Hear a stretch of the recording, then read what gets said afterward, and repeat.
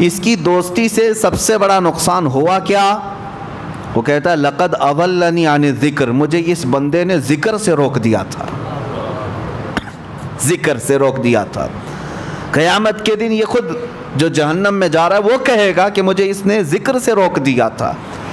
اب مفسرین فرماتے ہیں وہاں کون سا ذکر مراد ہے؟ ایک تو قرآن کا نام ذکر ہے، اور ایک جو قیامت کے دن بندہ کہہ رہا ہے مجھے فلاں کی دوستی نے جہنم تک پہنچانے کا راستہ آسان کر دیا، میں اس کی دوستی نہ کرتا تو اچھا ہوتا، کیوں؟ اس لیے کہ اس نے مجھے ذکر سے روکا۔ وہ کون سا ذکر ہے؟ مفسرین فرماتے ہیں وہاں ذکر سے مراد محمد الرسول اللہ کی ذات ہے۔ حیرت کی بات نہیں ہے، ایک جگہ پورے قرآن کا نام ذکر ہے اور ایک جگہ میرے آقا کا نام ذکر ہے۔ پتہ یہ چلا کہ قرآن پڑھو تو ذکر الہی ہے، نعت رسول پڑھو تو بھی ذکر الہی۔ اگر آپ پہلی مرتبہ ہمارے چینل پر تشریف لائے ہیں پلیز سبسکرائب کریں۔ السلام علیکم ورحمۃ اللہ وبرکاتہ۔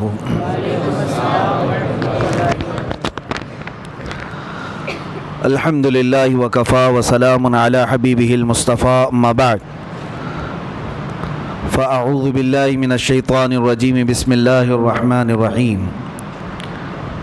وذکر فإن الذکریٰ تنفع المؤمنین، صدق اللہ مولانا العظیم۔ بارگاہ رسالت مآب صلی اللہ علیہ وسلم میں درود پاک کا ہدیہ پیش کریں۔ عزیزان گرامی وقار، آج محفل ذکر قائم کی گئی ہے۔ اللہ تبارک و تعالیٰ نے قرآن عظیم میں ارشاد فرمایا وذکر فإن الذکریٰ تنفع المؤمنین، اور یاد دلاؤ مومنوں کو، ذکر کرو اس لیے کہ یہ ذکر مومنوں کو نفع پہنچتا ہے، نفع دیتا ہے۔ الا بذکر اللہ تطمئن القلوب، آگاہ ہو جاؤ مومنوں کے دل کا سکون اللہ کے ذکر میں ہے۔ ہم جب دنیا میں تھک جاتے ہیں تو سستانے کے لیے، سکون لینے کے لیے اچھی جگہوں کی تلاش کرتے ہیں۔ نبی پاک صلی اللہ تعالیٰ علیہ وسلم مسجد نبوی شریف میں ایک مرتبہ تشریف لائے تو دیکھا دو محفلیں لگی ہوئی تھیں صحابہ کی۔ ایک محفل ایسی تھی جس میں صحابہ اکرام اللہ کا ذکر کر رہے تھے، اور ایک محفل ایسی تھی جس میں صحابہ اکرام علم حاصل کر رہے تھے، یعنی علم دین سیکھ رہے تھے، سکھا رہے تھے آپس میں ایک دوسرے کو۔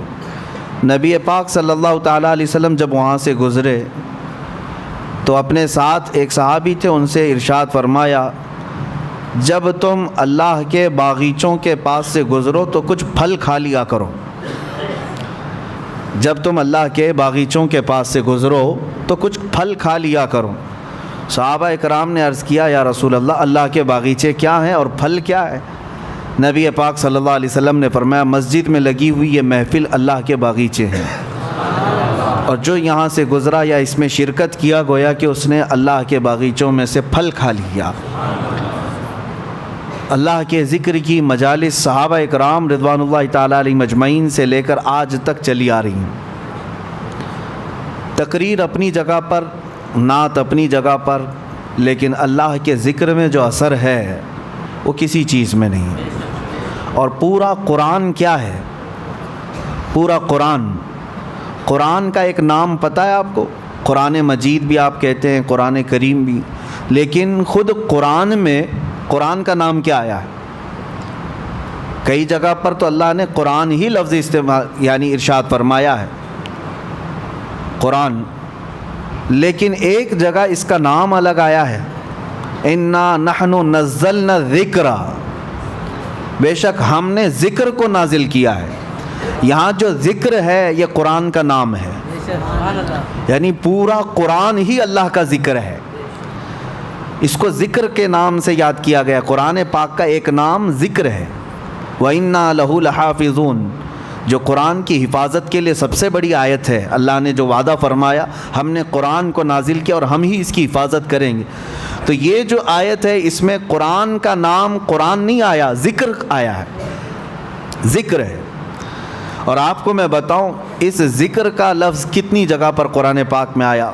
اور قرآن میں ایک بہت ہی اہم تطبیق آپ کو میں بتا دوں، یعنی ریلیشن. ایک جگہ قرآن میں یہ فرمایا کہ بے شک ہم نے ذکر نازل فرمایا. ذکر سے مراد یہاں کیا ہے؟ قرآن. اور ایک جگہ میں آپ کو بتاتا ہوں، ایک جگہ اللہ تعالیٰ 19ویں پارے کے شروع میں ارشاد فرماتا ہے یا ویلتا لیتنی لم اتخذ فلانا خلیلا لقد اضلنی عن الذکر. کچھ لوگ قیامت کے دن چیخ چلا کر کے کہیں گے، یہ پکارتے رہیں گے، کاش میں فلاں کی دوستی نہ کیا ہوتا تو اچھا ہوتا. کیونکہ کئی لوگ صرف دوستی کی وجہ سے جہنم میں جا رہے ہوں گے، بری صحبت کی وجہ سے.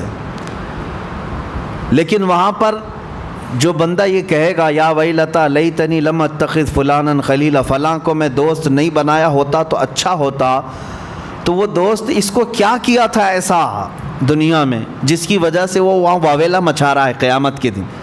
اس کے ساتھ کیا ایسا دھوکہ کیا تھا اس نے، دوست نے کیا کیا تھا؟ گمراہ کیا یا کس چیز پر مبتلا کر دیا، جھوٹ پر یا کسی اور گناہ پر؟ نہیں، وہ بندہ خود ہی پکار کر کہہ رہا ہے قیامت کے دن. اس کی دوستی سے سب سے بڑا نقصان ہوا کیا؟ وہ کہتا ہے لقد اضلنی عن الذکر، مجھے اس بندے نے ذکر سے روک دیا تھا، ذکر سے روک دیا تھا. قیامت کے دن یہ خود جو جہنم میں جا رہا ہے وہ کہے گا کہ مجھے اس نے ذکر سے روک دیا تھا. اب مفسرین فرماتے ہیں وہاں کون سا ذکر مراد ہے؟ ایک تو قرآن کا نام ذکر ہے، اور ایک جو قیامت کے دن بندہ کہہ رہا ہے مجھے فلاں کی دوستی نے جہنم تک پہنچانے کا راستہ آسان کر دیا، میں اس کی دوستی نہ کرتا تو اچھا ہوتا. کیوں؟ اس لیے کہ اس نے مجھے ذکر سے روکا. وہ کون سا ذکر ہے؟ مفسرین فرماتے ہیں وہاں ذکر سے مراد محمد الرسول اللہ کی ذات ہے. حیرت کی بات نہیں ہے، ایک جگہ پورے قرآن کا نام ذکر ہے اور ایک جگہ میرے آقا کا نام ذکر ہے. پتہ یہ چلا کہ قرآن پڑھو تو ذکر الہی ہے، نعت رسول پڑھو تو بھی ذکر الہی. اسی کو اعلیٰ حضرت نے کیا فرمایا ہے؟ ذکر خدا جو ان سے جدا چاہو نجدیو، ذکر خدا جو ان سے جدا چاہو نجدیو، واللہ ذکر حق نہیں کنجی سقر کی ہے. مطلب کیا ہے؟ سقر جہنم کو کہتے ہیں. اگر کوئی یہ کہتا ہے کہ اللہ اللہ اللہ اللہ کہنے کا نام ذکر ہے، اعلیٰ حضرت فرماتے ہیں ذکر حق نہیں. اگر تو حضور کو چھوڑ کر کے کرنا چاہے ذکر، یہ ذکر نہیں، کنجی سقر کی ہے، یہ جہنم کی چابی ہے. بے ان کے واسطے خدا کچھ عطا کرے، ہاشا، غلط غلط، یہ ہوس بے بصر کی ہے. اعلیٰ حضرت فرماتے ہیں حضور کو چھوڑ کر تو اگر ذکر کے بارے میں کہتا ہے. الحمدللہ ہماری یہ مجالس اسی بات کی امتیازی شان رکھتی ہے کہ چاہے ہم اللہ کے ذکر کی مجلس سجائیں لیکن نعت رسول سے شروع کرتے ہیں. کیوں؟ ذکر کس کا نام ہے؟ ایک تو قرآن کا نام بھی ذکر ہے اور دوسرا رسول اللہ کی ذات کا نام بھی ذکر ہے. قرآن میں دونوں جگہ ذکر کا معنی ہے. اچھا، اور آپ کو میں بتاؤں، بعض لوگ جن کے پیٹ میں درد ہوتا ہے جب ہم رسول پاک کو نور کہتے ہیں، وہ یہ کہتے ہیں کہ نہیں، نور یہاں پر جو ہے نا اس سے مراد قرآن ہے. نور کا مطلب قرآن ہے. وہ یہ کہتے ہیں نور کا مطلب قرآن ہے. جیسے اللہ تبارک و تعالیٰ نے قرآن پاک میں ہی ارشاد فرمایا کہ قد جاءکم من اللہ نور و کتاب مبین. حیرت کی بات ہے، پڑھے لکھے لوگ اگر گمراہ ہو جائیں تو تعجب تو ہوتا ہی ہے. میں آپ کو بتاتا ہوں ایک مثال. آپ کو ایک ہی چیز کو میں دو ناموں پہ اگر بولوں تو آپ کہیں گے یہ زبردستی کیوں بول رہے ہیں آپ؟ مطلب اگر آپ سے میں کہوں کہ میں اپنے سر پر امامہ باندھا ہوں، ایک چیز ہو گئی. پھر کہو نہیں میں نے کپڑا باندھا ہے، کیا مطلب ہوا اس کا؟ امامہ کس چیز کا ہوتا ہے؟ کپڑے کا ہی ہے. الگ الگ چیز ذکر تو نہیں ہوتی. لیکن قرآن جب یہ کہہ رہا ہے قد جاءکم من اللہ نور و کتاب مبین، اس آیت میں صاف ہے، اللہ فرماتا ہے بے شک اللہ کی طرف سے تمہارے پاس نور آیا اور روشن کتاب آئی۔ قرآن کا ہی نام اگر نور ہے تو پھر کتاب مبین کا مطلب کیا ہے؟ نور اگر قرآن ہی ہے تو پھر کتاب مبین الگ سے کیوں آیا؟ یہاں تمہیں پتہ یہ سمجھنا ہوگا قرآن کی بلاغت، عربی کی بلاغت، یہاں نور سے مراد میرے مصطفیٰ کی ذات ہے۔ اب میں آپ کو تسلیم کرتے ہوئے یہ بھی بتا دوں کہ ہاں جو لوگ کہتے ہیں کہ قرآن ہی نور ہے، غلط نہیں، ہم بھی تسلیم کرتے ہیں۔ بعض جگہ قرآن کو بھی نور کہا گیا ہے، اور کیوں نہ ہو، اللہ کا علم ہے، اللہ کی صفت ہے تو نور تو ہے ہی، بلکہ نور علی نور ہے۔ قرآن بھی نور ہے اور رسول اللہ کی ذات بھی نور ہے۔ اب دیکھیے دو چیزوں میں نے آپ کو بتایا، ایک ہی نام چل رہا ہے، قرآن کا نام ذکر بھی ہے اور رسول اللہ کا نام ذکر ہے۔ قرآن کا نام نور ہے، رسول اللہ کا نام نور ہے۔ اور آگے میں آپ کو بتاتا ہوں، ابھی آپ کے سامنے شاعر پڑھ بھی رہے تھے، بیدم وارسی رحمۃ اللہ تعالیٰ علیہ نے، اس میں یہ بھی فرمایا ہے کہ قرآن یعنی قرآن کتاب جو آئی ہے اس سے پہلے ہی ایک کتاب آئی ہے۔ قرآن اللہ کی کتاب ہے، کتاب آئی ہے لیکن اس سے پہلے ایک کتاب آئی ہے، اس سے مراد تورات، زبور، انجیل نہیں، رسول اللہ کی ذات ہے۔ یعنی کتاب کا لفظ حدیث میں حضور کی ذات کو بھی کہا گیا ہے اور قرآن کو بھی کہا گیا ہے۔ دونوں یہ جو چل رہے ہیں ریلیشن، اس کے اندر جو تعلق میں آپ کو بتا رہا ہوں توجہ سے، بہت سارے لوگ اس میں گمراہ ہوئے ہیں، اس کے لیے میں آج یہ تعلق بتا رہا ہوں۔ ذکر کس کا نام ہے؟ قرآن کا، اور ذکر کس کا نام ہے؟ رسول اللہ کا۔ نور قرآن کا نام ہے اور نور رسول اللہ کا نام۔ کتاب قرآن کو کہا گیا ہے، کتاب رسول اللہ کی ذات کو۔ آپ سوال کر سکتے ہیں ایک ذات بھلا کتاب کیسے ہو سکتی ہے؟ ایک ذات اس کو کتاب کیسے کہہ سکتے ہیں؟ کتاب میرے عزیزو آپ کو سمجھنا ہوگا کہ کتاب کیوں پڑھی جاتی ہے، کتاب سے حاصل کیا ہوتا ہے۔ کتاب پڑھ کر کے آدمی کچھ نالج لیتا ہے نا، کچھ سمجھتا ہے اور کچھ اس کو نئی معلومات حاصل ہوتی ہیں، اسی لیے تو کتاب ہوتی ہے۔ اب کتاب جو پنے والی ہے، پیپر والی ہے، ورق والی ہے، اس سے پڑھ کر کے آپ کو کچھ نالج ملتا ہے، تو مجھے یہ بتائیں وہ صحابہ کس کو دیکھ کر کے اپنی زندگی بدل رہے تھے؟ وہ صحابہ قرآن ابھی جو نہیں پڑھے تھے، قرآن پورا آیا ہی نہیں تھا، اس سے پہلے ہی ان کی زندگیوں میں بہت بڑا انقلاب آیا تھا۔ وہ کون سی کتاب پڑھ رہے تھے؟ تمہیں ماننا ہوگا وہ کتاب یہ نہیں، وہ کتاب ذات رسول کو پڑھ رہے تھے۔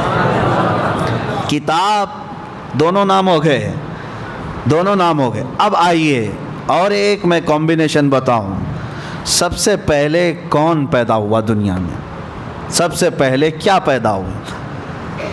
حدیثیں الگ الگ ہیں۔ سنیوں میں مشہور ہے کہ حضور صلی اللہ تعالیٰ علیہ وسلم نے ارشاد فرمایا کہ سب سے پہلے اللہ نے میرے، باقی آپ ہی کمپلیٹ کر رہے ہیں۔ پتہ ہے، ہر سنی کو پتہ ہے کہ سب جانتے ہیں حضور نے فرمایا سب سے پہلے اللہ نے، حضور نے کیا فرمایا؟ میرے نور کو پیدا، یہ سب کو پتہ ہے، لیکن حدیث اور بھی ہے۔ حدیث میں ایک حدیث میں میرے آقا صلی اللہ علیہ وسلم فرماتے ہیں سب سے پہلے اللہ تعالیٰ نے قلم کو پیدا کیا، سب سے پہلے اللہ نے قلم کو پیدا کیا۔ اور ایک حدیث میں ہے حضور اکرم صلی اللہ تعالیٰ علیہ وسلم فرماتے ہیں سب سے پہلے اللہ تعالیٰ نے لوح محفوظ کو پیدا کیا، ساری کائنات سے پہلے۔ کسی بھی چیز کا ذکر نہیں ہے وہاں، کسی بھی نور کا ذکر نہیں۔ حضور نے فرمایا سب سے پہلے اللہ تعالیٰ نے لوح محفوظ کو پیدا کیا، تختی جس پر ساری کائنات لکھی گئی ہے، یہ لوح محفوظ کو۔ اب تطبیق دے کر کے بتاؤ، حضور پاک صلی اللہ تعالیٰ علیہ وسلم نے ایک حدیث میں فرمایا سب سے پہلے اللہ نے میرے نور کو پیدا کیا، ایک حدیث میں حضور فرما رہے ہیں سب سے پہلے اللہ نے قلم کو پیدا کیا، ایک حدیث میں فرما رہے ہیں سب سے پہلے اللہ نے لوح محفوظ کو پیدا کیا، آخر سب سے پہلے آیا کون؟ تو یہ فیصلہ جو ہے صرف عاشقان رسول کر سکتے ہیں۔ فنا پھر رسول، عاشق رسول اقبال لاہوری فرماتے ہیں، قلندر لاہوری علامہ اقبال یہ کہتے ہیں اس کا فیصلہ یہ ہے یا رسول اللہ لوح بھی تو قلم بھی تو، تیرا وجود الکتاب، ساری چیزیں آپ ہیں یا رسول اللہ۔ جو حدیث میں حضور نے فرمایا لوح پہلے پیدا ہوا، قلم پہلے پیدا ہوا، کتاب پہلے پیدا ہوئی، اقبال نے کہہ دیا یہ ساری چیزیں نام الگ الگ ہیں، سب کا مراد ایک ہی ہے یا رسول اللہ لوح بھی تو قلم بھی تو، تیرا وجود الکتاب، گنبد آبگینہ رنگ تیرے محیط میں حباب۔ اور پھر ایک جگہ اقبال یہ کہتے ہیں کہ نگاہ عشق و مستی میں وہی اول وہی آخر۔ ہاں ایک مسئلہ یہ بھی ہے کہ رسول کریم صلی اللہ تعالیٰ علیہ وسلم سب سے پہلے پیدا ہوئے، سب سے پہلے پیدا ہوئے، اور پھر سب سے اخیر میں آئے، سب سے اخیر میں آئے۔ اس کو بعض شارحین یوں کہتے ہیں کہ بیج زمین میں بویا جاتا ہے، زمین میں سب سے پہلی چیز کیا ہوئی؟ بیج، بیج سے پودا نکلا، پودے سے شاخیں بڑھتی گئی، درخت ہو گیا، درخت ہو جانے کے بعد ٹہنیاں، پتے، پھر اس کے بعد پھول لگے، پھول کے بعد پھل آئے، اور پھل کے بعد اندر کیا نکلا؟ بیج۔ یعنی اس درخت کی آخری چیز وہی بیج ہے جو زمین میں ہم نے بویا تھا، جو زمین میں بیج تھا وہی پکنے کے بعد آخر میں وہی بیج آیا۔ تو اقبال یہ کہتے ہیں نگاہ عشق و مستی میں وہی اول وہی آخر۔ اب جو رسول اللہ صلی اللہ تعالیٰ علیہ وسلم کی حدیثیں ہیں اس میں ایک بات کی طرف میں آپ کو لے کر کے آ رہا ہوں، ذکر کیا ہے، کتاب کیا ہے، نور کیا ہے، لوح کیا ہے، قلم کیا ہے۔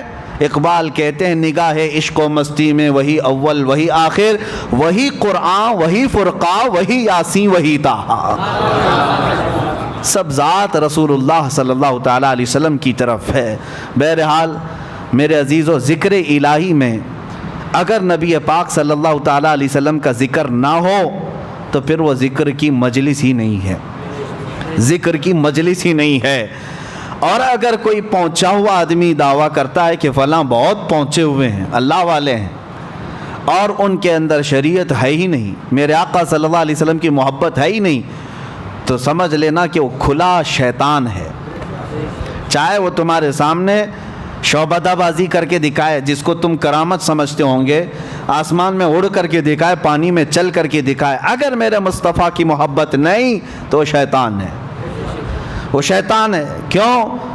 اعلیٰ حضرت نے بھی فرمایا بخدا خدا کا یہی ہے در، اللہ تک پہنچنا ہے تو میرے مصطفیٰ کی ذات سے ہی جانا ہوگا، نہیں اور کوئی مفر مقر، جو وہاں سے ہو یہیں آ کے ہو، جو یہاں نہیں تو وہاں نہیں۔ حضور پاک صلی اللہ تعالیٰ علیہ وسلم کی طرف ہم سب کو چلنا ہے۔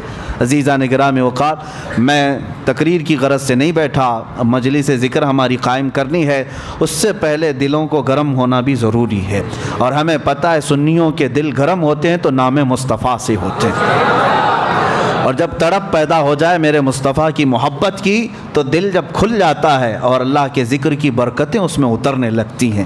جو بند دل ہیں یا زنگ آلود ہیں اس کو چھانٹنے کے لیے میرے مصطفیٰ کا ذکر کافی ہے۔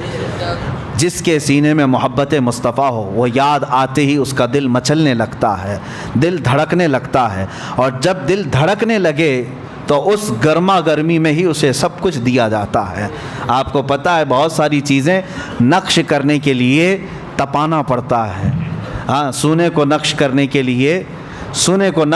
لیے پہلے آگ میں تپایا جاتا ہے، جب وہ گرم ہو جائے تو چھوٹی سی ہتھوڑی سے اس پر اچھا خاصا نقش بن جاتا ہے۔ تو ہمیں پہلے اپنے دل کو تپانا ہے عشق مصطفیٰ میں، پھر ذکر الہی کی ضرب لگاؤ اس دل پر، دیکھنا پھر نقش بنتا چلا جائے گا، نقش بنتا چلا جائے گا۔ لیکن جتنے بھی اذکار ہیں، جتنے بھی ذکر آپ کریں گے، بے عشق مصطفیٰ کے کچھ نہیں۔ ہمارے بزرگوں نے فرمایا، بہت سارے مدرسے ہیں آج، ہاں حضور کی گستاخی بھی کرتے ہیں اور بخاری بھی پڑھاتے ہیں، حضور پاک صلی اللہ تعالیٰ علیہ وسلم کی توہین بھی چلتی ہے حضور کو ہلکا جانتے ہیں، کبھی بڑا بھائی، کبھی پیٹھ پیچھے کا علم نہیں، یہ ساری باتیں، لیکن پھر حضور کی حدیثیں بھی پڑھتے ہیں، وہ بخاری بھی یاد ہے ان کو. یہ کیا مسئلہ ہے؟ تو ان کے لیے کہا گیا یہ صرف اور صرف اوپر کا مسئلہ ہے. بے عشق مصطفیٰ پڑھتے ہیں جو بخاری. ہمارے بزرگوں نے فرمایا بے عشق مصطفیٰ پڑھتے ہیں جو بخاری. آتا ہے بخار، ان کو آتی نہیں بخاری. بخاری کا مطلب یہ نہیں ہے کہ انما الاعمال بالنیات پڑھ دیا، کلمتان حبیبتان الی الرحمن حدیث پڑھ دیا. بخاری کا مطلب یہ لفظی احادیث پڑھنا نہیں ہے. بخاری کا مطلب یہ ہے، ایک بزرگ کی بات میں بتاتا ہوں، احمد آباد کے رہنے والے تھے غالباً، تو وہ ان کے متعلق مشہور تھا پڑھے لکھے نہیں ہیں.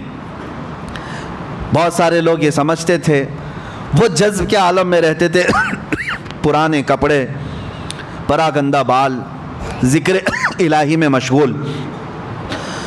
ایسا لگتا تھا کہ یہ عام آدمی ہے، دیہاتی آدمی ہے. لیکن کچھ لوگوں کو میں آپ کو یہ بتا دوں، شیخ سعدی رحمۃ اللہ علیہ کی ایک بات نصیحت ہے، ہر بیشا گما مبر کے خالیس شاید کہ پلنگ خفتہ باشد.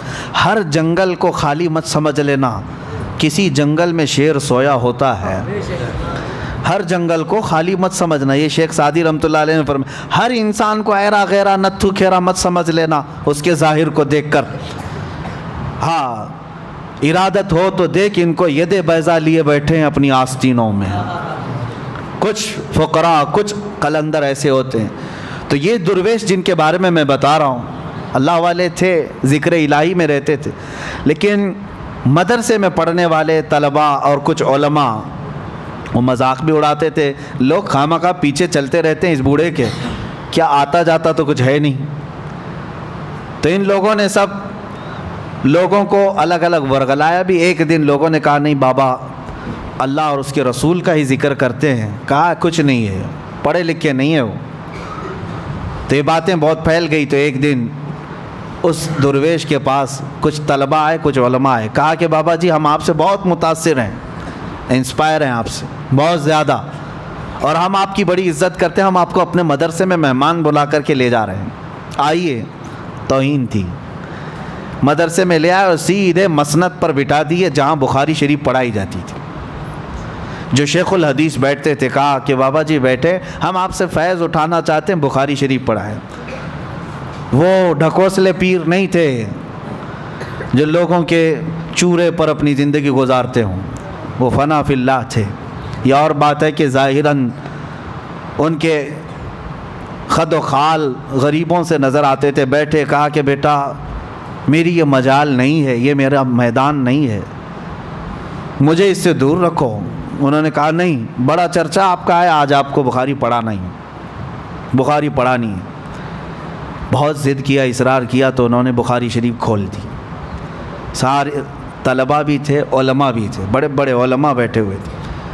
اب اس مرد حق، مرد قلندر نے جو بخاری شریف کو شروع کیا، ان عمر رضی اللہ تعالیٰ عنہ قال قال رسول اللہ صلی اللہ علیہ وسلم انما الاعمال بالنیات، یہاں سے شروع کیا. حدیث پڑھتے رہے پڑھتے رہے پڑھتے رہے.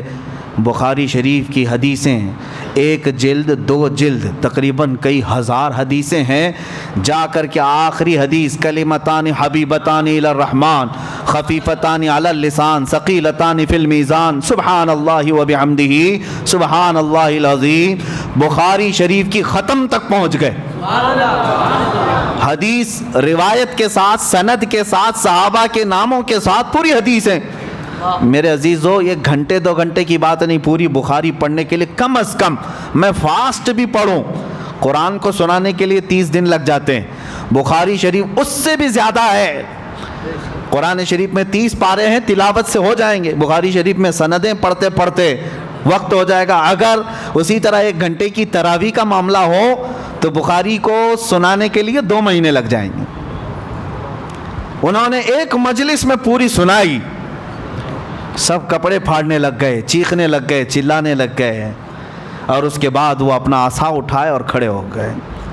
ان کو لے کر کے گئے، ایک عالم دین ان کے قدموں میں گر گئے اور اس کے بعد کہا بابا ہمیں معاف کر دیں، ہم نے کبھی یہ نہیں سوچا تھا کہ آپ بخاری شریف بھی پڑھتے ہیں یا پڑھاتے ہیں، یہ کمال کی بات ہے۔ ہماری بدگمانی کو معاف کریں۔ انہوں نے ہنس کر مسکرا کر ایک تھپڑ لگایا اور کہا جاؤ میاں میں کہاں پڑھاتا ہوں، اور حقیقت تو نے جو گمان کیا ویسا ہی میں ہوں، میں پڑھا لکھا نہیں ہوں۔ کہا پوری بخاری پڑھا دیے۔ کہا میں کہا، سامنے رسول اللہ بول رہے تھے میں پڑھ رہا تھا۔ اللہ اکبر۔ سامنے مصطفیٰ کریم صلی اللہ علیہ وسلم بیٹھے تھے، وہ بولتے جاتے تھے اور میں سن کر کے بیان کرتا جاتا تھا۔ اس کو کہتے ہیں بخاری شریف پڑھنا۔ بے عشق مصطفیٰ جو پڑھتے ہیں بخاری، آتا ہے بخار ان کو، آتی نہیں بخاری۔ ساری چیزوں کا کل ملا کر کے حاصل کلام ایک ہی ہے، وہ جو نہ ہو تو کچھ نہ ہو۔ جان ہے وہ جان، اور جان ہے تو اب ہماری جان ہے۔ جان کا ذکر اگر نہ ہو، آخری بات میں عرض کرتا ہوں، آپ کو پتہ ہے غار ثور میں جب مصطفیٰ کریم صلی اللہ تعالیٰ علیہ وسلم تھے حضرت ابوبکر صدیق کے ساتھ، کفار مشرکین ارد گرد گھومتے دیکھ کر کے چلے گئے، نظر کیوں نہیں آئے؟ سبوں نے اپنا اپنا الگ الگ انداز بیان کیا ہے کہ اللہ نے حفاظت فرمائی، مکڑی کے جال بن دیے تھے، کبوتری نے انڈے دے دیے تھے، اللہ تعالیٰ نے اپنے حبیب کی اور ان کے صاحب کی حفاظت فرمائی۔ لیکن عاشق رسول کیا کہتا ہے؟ ہاں، حسان الہند امام اہل سنت فاضل بریلوی کہتے ہیں کہ یہ عدو کا مطلب ہے دشمن۔ ہاں، عدو دشمن کو کہتے ہیں۔ جان ہے، جان کیا نظر آئے؟ جان ہے، جان کیا نظر آئے؟ کیوں عدو گرد غار پھرتے ہیں؟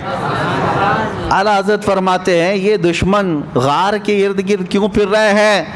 میاں جان جو ہے جب اللہ تبارک و تعالی ہمارے اندر رکھا ہمیں نظر نہیں آتی، تو کبھی کبھار جان کو اللہ تبارک و تعالیٰ ایسا محفوظ رکھا ہے کہ ہمیں بھی نظر نہیں آتی۔ اعلیٰ حضرت نے فرمایا وہ جان ہے پوری کائنات کی، کیوں عدو گرد غار پھرتے ہیں، وہ سوئے لالا زار پھرتے ہیں، تیرے دن اے بہار پھرتے ہیں۔ اور کمال کی عاشقی ہے، میرے امام اہل سنت نے فرمایا، اپنا انٹروڈکشن کرایا دنیا کو کیا کہہ کر کے، اس گلی کا گدا ہوں میں جس میں مانگتے تاجدار پھرتے ہیں۔ یا رسول اللہ جو تیرے در سے یار پھرتے ہیں، در بدر یوں ہی خار پھرتے ہیں۔ بس آؤ اس حضور کی طرف، ذکر پاک کی مجلس قائم کرنی ہے، لیکن اپنے دلوں کو عشق مصطفیٰ میں گرم رکھو۔ ہمارے دل کس کے لیے ہے؟ رسول پاک صلی اللہ تعالیٰ علیہ وسلم کے لیے۔ ہمارے دل کس کے لیے ہے؟ ہاں، سر سوئے روزہ جھکا پھر تجھ کو کیا، دل تھا ساجد نج دیا پھر تجھ کو کیا۔ اعلیٰ حضرت فرماتے ہیں حضور کے دربار میں جا کر کے سر جھک گیا تھا یا کچھ ہو گیا تھا، نجدی بڑے برہم ہو گئے کہ سجدہ کرتے ہیں، یہ رکوع کرتے ہیں۔ اعلیٰ حضرت فرماتے نہیں میاں، ہم کہاں سجدہ کرتے ہیں، ہم شرک نہیں کرتے۔ اعلیٰ حضرت فرماتے ہیں دل تھا ساجد۔ ساجد کس کو کہتے ہیں؟ سجدہ کرنے والے کو۔ دل سجدہ کیا، اور یہ بات پوری شریعت میں لا کر کے دکھا، کیا دل بھی سجدہ نہیں کر سکتا حضور کے لیے؟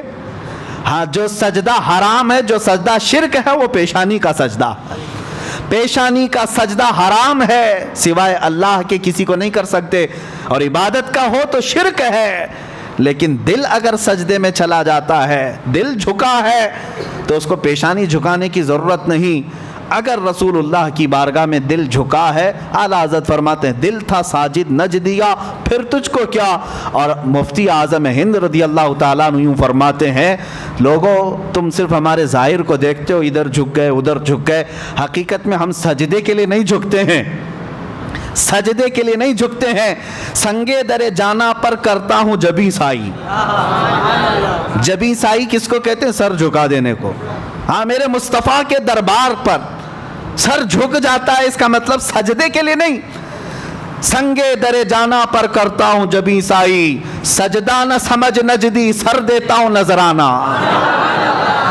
سجدہ نہ سمجھ نجدی سر دیتا ہوں نذرانہ، اللہ تبارک و تعالی ہمارے سروں کو میرے مصطفیٰ کے قدموں میں قبول فرمائے۔ دعا یہی ہے کہ مولا کریم جب روح نکلنے کو آئے تو میرے مصطفیٰ کے آستانے پر ہماری حاضری ہو۔ دعا یہی ہے کہ مولا تبارک و تعالی جب زندگی کا خاتمہ قریب آئے تو میرے مصطفیٰ کی جالیاں قریب ہو جائیں، جنت البقیع میں سونا نصیب ہو، خاک مدینہ نصیب ہو، مدینہ طیبہ کا کفن نصیب ہو۔ وصلی اللہ تعالی علی خیر خلق محمد وآلہ واصحابہ اجمعین، وآخر دعوانا ان الحمد للہ رب العالمین۔